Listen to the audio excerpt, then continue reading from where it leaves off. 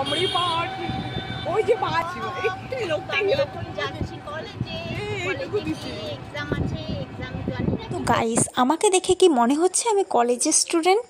মানে আমার আচার আচরণ দেখে। আজ আমাদের লাস্ট এক্সাম ছিল। আমার মুখ দেখে কিন্তু কেউ বুঝতে পারবে না যে আমি কতটা টেনশনে থাকি।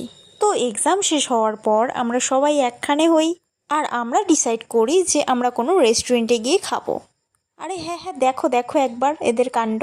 এরা মোবাইলটাকে নিচে রেখে সবাই সবার আইডি কার্ড নিয়ে তারপরে উপরে ফেলে দিচ্ছে, কারণ এদের কলেজ শেষ, আমাদেরও কলেজ শেষ, আমরাও ভিডিওটা বানিয়েছি। তবে হ্যাঁ গাইস, আমি অতটা সুন্দর নই, তাই এক্সাম হলে স্যার আমাকে পাত্তা দেয় না গাইস। আসলে আমি সবাইকে হাসাতে খুব ভালোবাসি। আমার পাশে যারা থাকবে অবশ্যই তারা হাসবে, কষ্ট তো থাকবেই, তো হাসাহাসি কেন বন্ধ করব আমরা? তবে হ্যাঁ, এই হাসিটা তখনই থাকে যখন আমার পাশে ফ্রেন্ডরা থাকে। গাইস, আমার ব্লগ ভালো লাগলে অবশ্যই লাইক সাবস্ক্রাইব করে দিও প্লিজ। এখানে খাবার দাবারের কোয়ালিটি খুবই ভালো।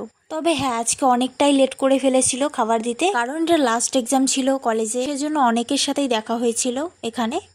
তবে হ্যাঁ, এখানে খাবার দাবার একটু দামটা একটু বেশি। আমরা মিডিল ক্লাস ভাই, দাম একটু বেশি মনে হবেই।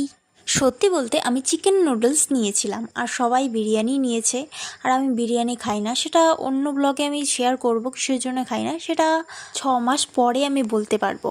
আর এখন কম্পিটিশনটা অনেকটাই বেশি, হয় খুব ভালো হতে হয়, না হয় তো খারাপ হতে হয়, তাইলেই ভিউ আসে। তো আমি খারাপ ভালো দুটোই না, মানে তার মধ্যেকার যারা, সেরকমই কোয়ালিটির মানুষ আমি। তবে হ্যাঁ, আমি চেষ্টা চালিয়ে যাব।